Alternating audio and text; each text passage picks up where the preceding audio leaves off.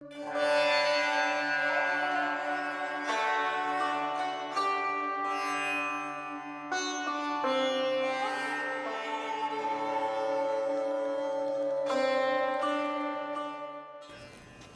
morning, everyone. We are continuing with Chapter 33, The Human Aura, from 1960. Lesson 224, Soul Body, the Real You. Within all 7 aspects of man lies the body of the soul, the actinic causal body, Anandamaya Kosha, the Real You. The soul body has a form just as the astral body has a form, but it is more refined and is of a more permanent nature. It is this body which reincarnates, creating around itself new physical and astral bodies, life after life. This process matures and develops the body of the soul. Hence we have old souls and young souls, depending on the maturity and unfoldment of the soul body, or depending upon the number of lives, or the intensity of maturing experience which the individual has passed through.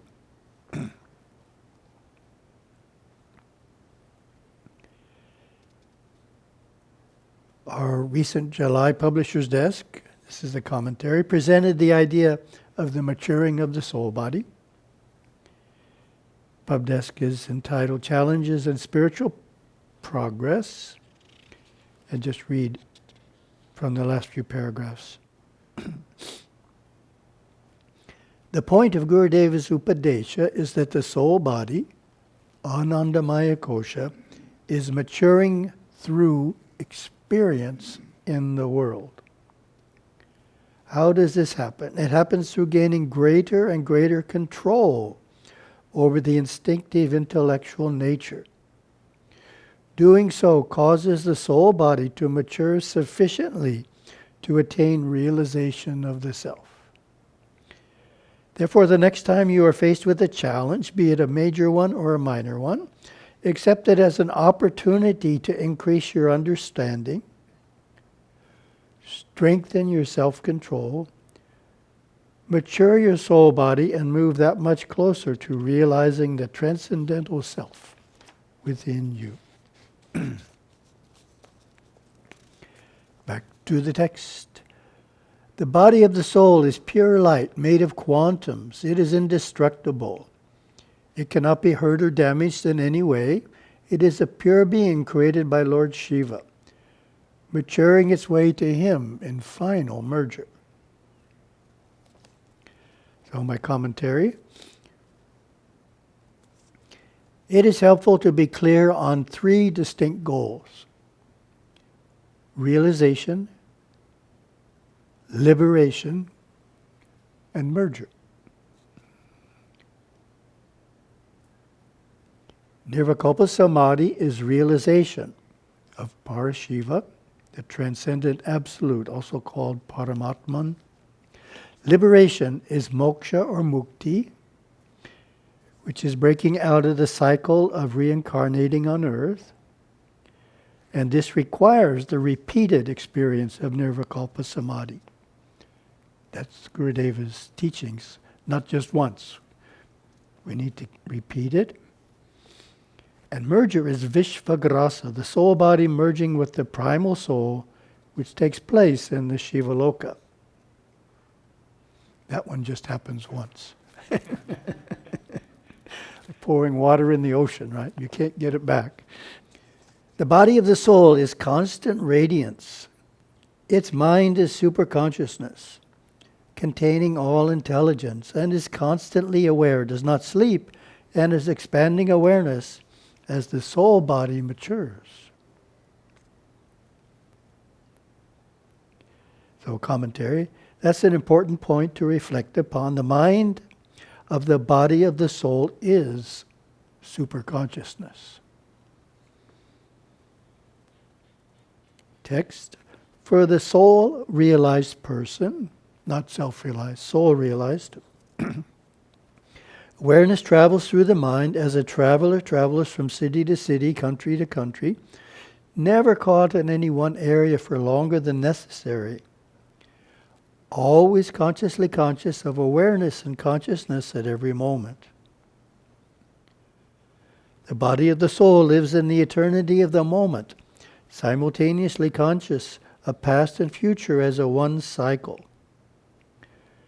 The true nature, everlasting, secure personal identity, is realizing oneself as the soul body. This is truly finding our roots, our source, our indestructible, ever-maturing soul. In the years that follow complete illumination or realization of the self, in obtaining a stabilized Nirvikalpa Samadhi, a body of pure actinic golden energy, the Swarna Sharira begins to form. I experienced this beginning to happen to me in 1955. At that time, there was only enough odic force to hold the physical body together in material activities. This new actinic body is built through the consecutive practice of Nirvikalpa Samadhi on a daily basis, which forms one of the highest disciplines of Siddha Yoga. So that's an important point there. Gurudeva has just given us the goal of a renunciate's meditative practice, which is to experience Nirvikalpa Samadhi on a daily basis. So that's quite different than just once. Experience it on a daily basis. This repetition is needed to build the new actinic body, Swarna Sharira. And the text.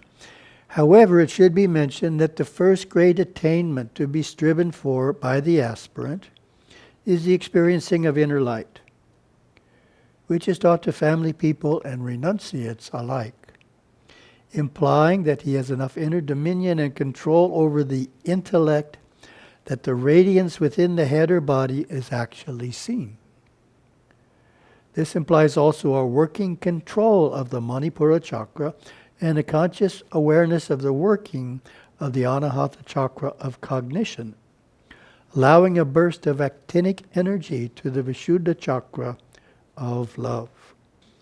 Commentary. As we know, one of the reasons Gurudeva created the Shum language is he couldn't find precision enough in Sanskrit or English for what he wanted to describe. So, for example, common word in Sanskrit for light is jyoti, but what does it exactly mean? Jyoti, Atma Jyoti. Different things to different teachers, of course. So Gurudeva developed words in the Shum language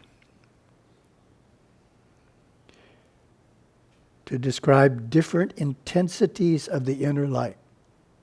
Different intensities. It's all inner light, but it's getting more intense. So I'll read the monastic meditation. Ni-imph balikana, ifche, isim nada nadi, sim nada nadi, cha im kaif. So we have the explanation. The meditation starts with the command ni-imph balikana, meaning to focus on the light and hold it without any images appearing. Balikana is the moon-like glow that remains where the mental pictures used to be.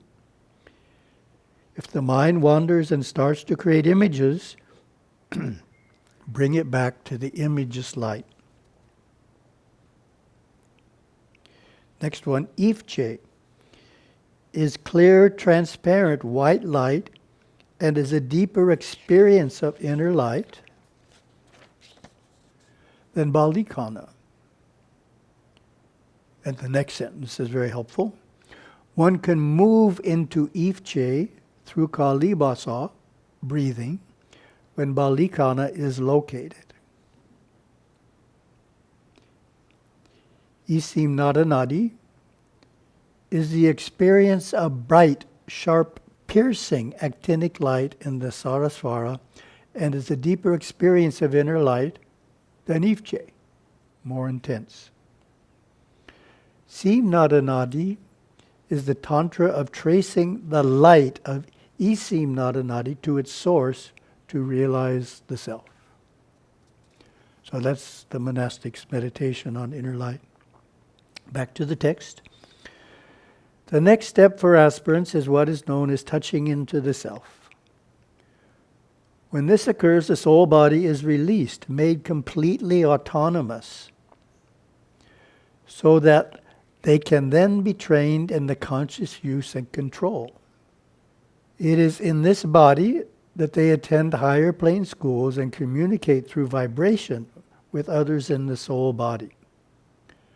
From then on, it is for them to train with the Guru personally, so that they learn to use and control the body of the soul.